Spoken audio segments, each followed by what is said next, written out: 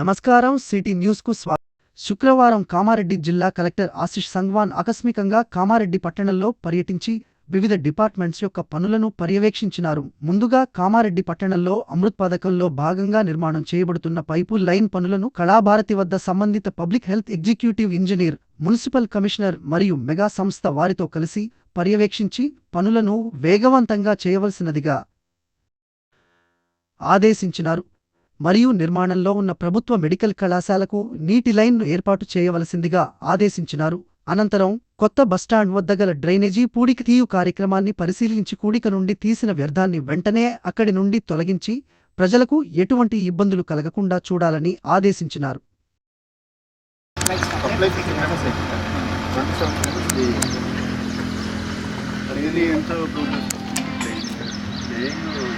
రోజుకు ఒక ½ kilometre 600-500 metres daily వస్తుంది daily. And delivery time August 3rd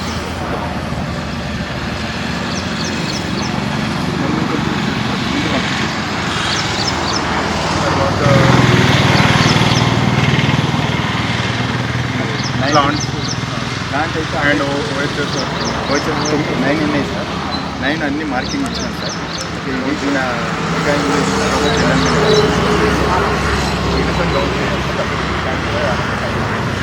నేను ఇచ్చింది 9 రిజర్వేషన్ క్లియర్ అయిపోయినాయి సార్. డిజైన్స్ కూడా అప్లై అయిపోయినాయి సార్.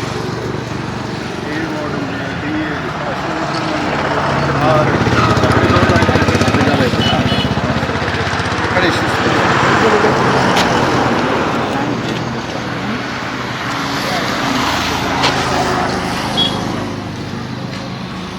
లేబర్స్ కాలనీ, ఇస్లాంపుర,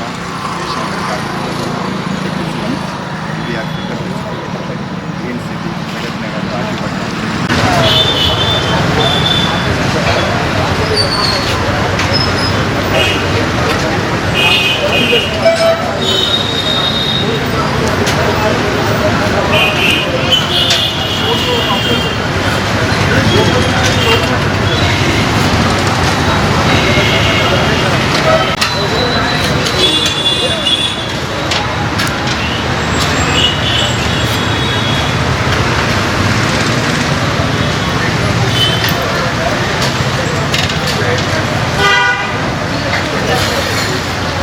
వేరే చోట్ల కూడా అట్లా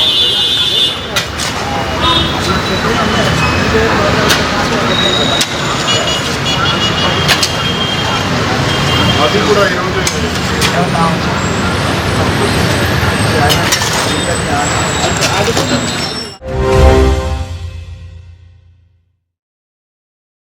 రాబోయే స్థానిక ఎన్నికల్లో మెజార్టీ జెడ్పీటీసీ, ఎంపీటీసీ, సర్పంచ్ స్థానాల్లో విజయం సాధించి పట్టు నిలుపుకోవాలని మాజీ ఎమ్మెల్యే గంప గోవర్ధన్ అన్నారు. స్థానిక ఎన్నికల సన్నాహక సమావేశంలో భాగంగా కామారెడ్డి నియోజకవర్గ బీఆర్ఎస్ ముఖ్య నాయకుల సమావేశాన్ని తన స్వగృహంలో నిర్వహించారు.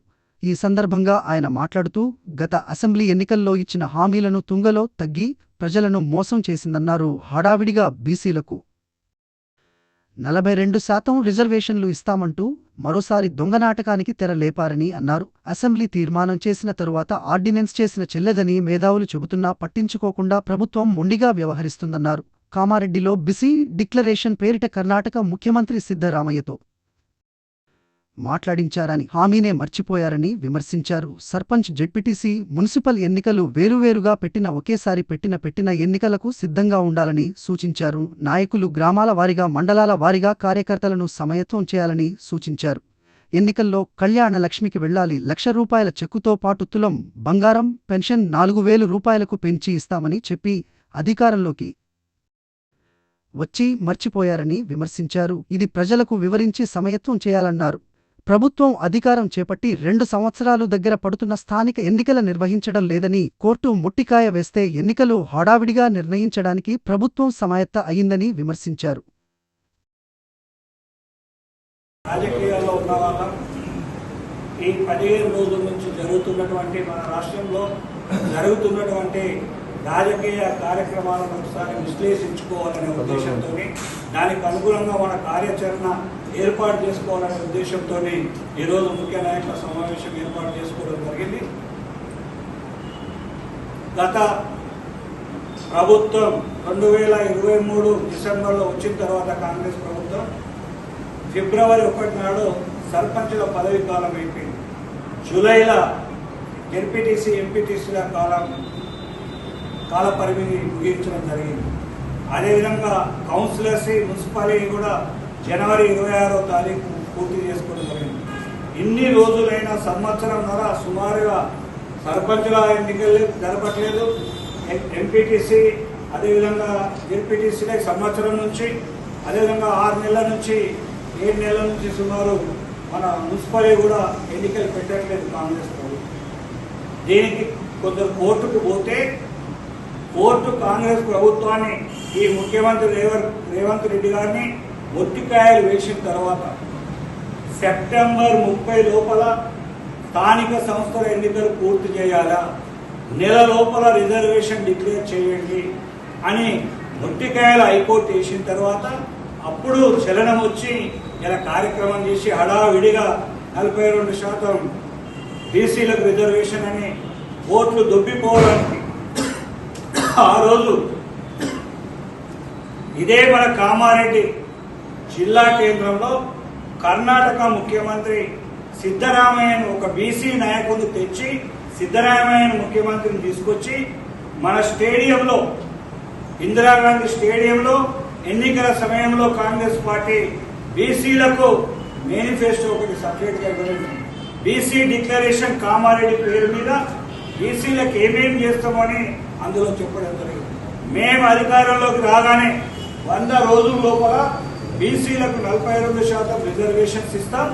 అదేవిధంగా ఉద్యోగ నియామకాలలో గవర్నమెంట్ కాంట్రాక్ట్లలో 42% బీసీలకు ఇస్తాం అని ఎన్నెన్నో కార్యక్రమాలు ఆ బీసీ డిక్లరేషన్ కామారెడ్డిలో చెప్పడం జరిగింది.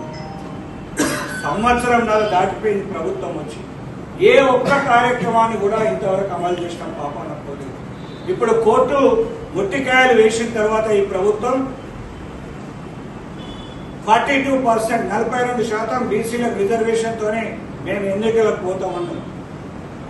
చాలా రోజుల క్రితమే 42% బీసీలకు రిజర్వేషన్ ఇవ్వాలని అసెంబ్లీలో బిల్ పాస్ చేసి కేంద్ర ప్రభుత్వానికి రాష్ట్రపతికి పంపడం జరిగింది.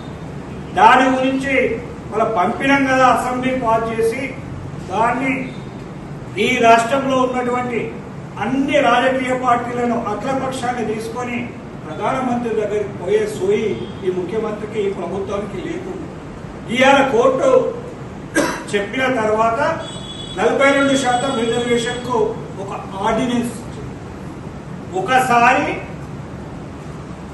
అసెంబ్లీ తీర్మానం చేసి కేంద్ర ప్రభుత్వానికి రాష్ట్రపతి పంపిన తర్వాత ఆర్డినెన్స్ ఎట్లా ఇస్తావు అని అన్నారు. చట్టం ప్రకారం ఎట్లా నిలుస్తుంది అని అడుగుతారు. నువ్వు చట్టం తెలిసినోనివి, ఒక ముఖ్యమంత్రి పదవిలో ఉన్నోనివి, ఎమ్మెల్యేగా ఎంపీగా చేసినోనివి, నువ్వు ఏ విధంగా నువ్వు ఆర్డినెన్స్ ఇచ్చి నువ్వు ఎన్నికలకు పోతావు అని అడుగుతావు.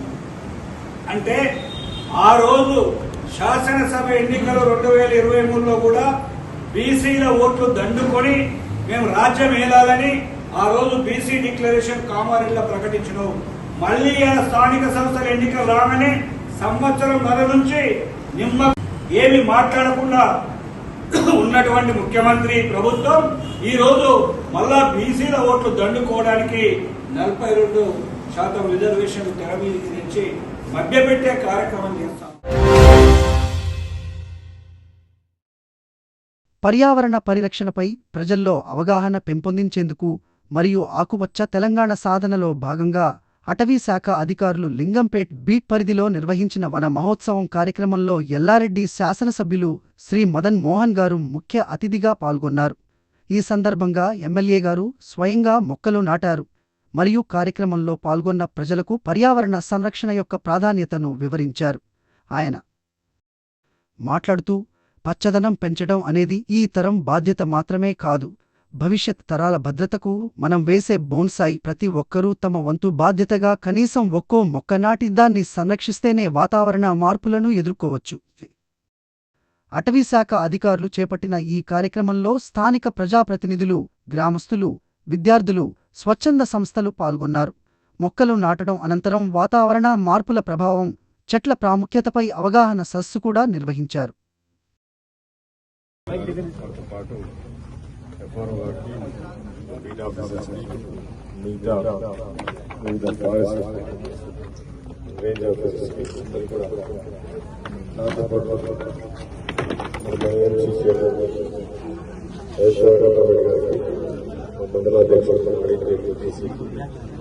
సర్పంచులు, మాజీ అధ్యక్షులు, వివిధ గ్రామాల నుంచి నాయకులు, యూత్ అధ్యక్షులు, ముఖ్యంగా ఈ కార్యక్రమాన్ని నిర్వహించిన అందరికీ ఇలా 100వ మహోత్సవ శుభాకాంక్షలు చెప్తా ఉన్నాను. ఎందుకంటే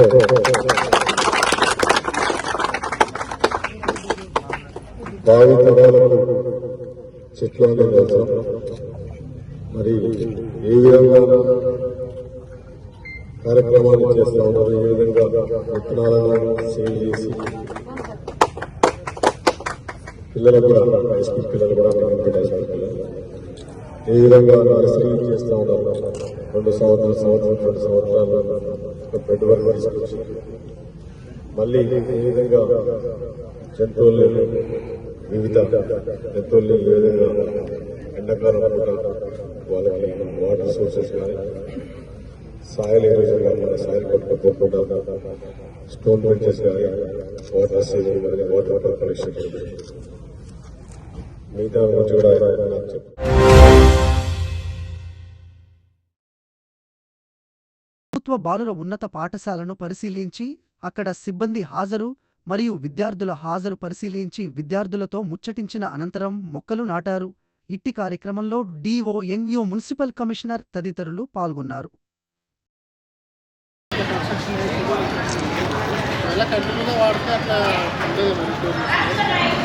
చాలా 15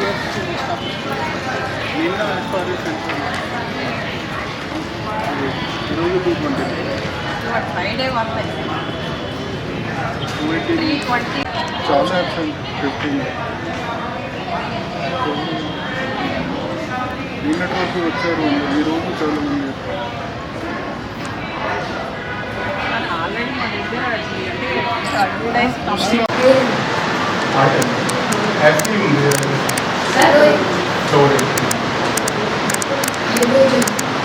వాటర్ H2O వాటర్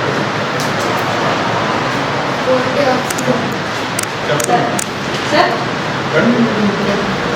500 వచ్చింది సార్. మాసాకి ఏమైనా వచ్చినాయి? నిన్న అక్కడ నుంచి వచ్చే కామారెడ్డి టౌన్ నుంచి రావాలి. పద్మాది వాళ్ళ 4 వచ్చినాయి.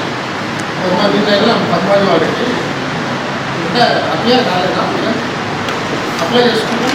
లేదు సార్ 500 కదా. ఈ హైయెస్ట్ మార్క్స్ ఎక్కువ అప్లై కూడా చేయండి. 500 మార్క్స్ బట్టి మార్క్స్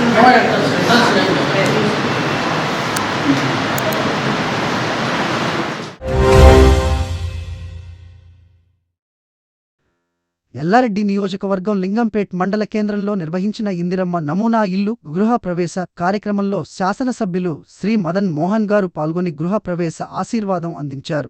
ఈ సందర్భంగా ఎమ్మెల్యే గారు మాట్లాడుతూ తెలంగాణ కాంగ్రెస్ ప్రభుత్వం పేదలకు ఆర్థిక భద్రత కల్పిస్తూ అందరికీ సొంత ఇల్లు ఉండాలన్న లక్ష్యంతో ఇందిరమ్మ ఇళ్లను నిర్మిస్తోంది. ఇది కేవలం ఇల్లు మాత్రమే కాదు, పేద ప్రజల ఆత్మగౌరవానికి నిలువెత్తు నిదర్శనం. మున్ముందు అర్హులకు ఇల్లు మంజూరవుతాయని హామీ ఇస్తున్నాం. ప్రభుత్వం నిర్మించిన ఈ నమూనా ఇల్లు నాణ్యమైన మౌలిక సదుపాయాలతో గృహ ప్రవేశానికి సిద్ధంగా ఉండటాన్ని ఎమ్మెల్యే గారు అభినందించారు. అలాగే లబ్ధిదారులకు శుభాకాంక్షలు తెలిపారు. పేదల సొంత ఇంటి కలను సాకారం చేయడంలో అధికారుల కృషిని కొనియాడారు. ఈ కార్యక్రమంలో లింగంపేట్ మండల అధికారులు, కాంగ్రెస్ పార్టీ నాయకులు, గ్రామస్తులు, లబ్ధిదారులు, కార్యకర్తలు, స్థానిక ప్రజలు పాల్గొన్నారు.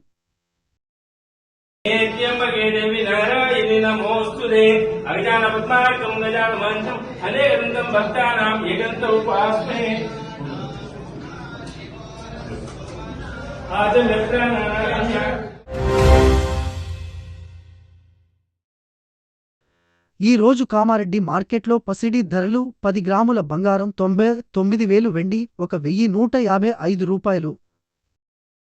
ఇంతటితో ఈనాటి వార్తలు సమాప్తం. తిరిగి మళ్ళీ మరుసటి వార్తల్లో కలుసుకుందాం.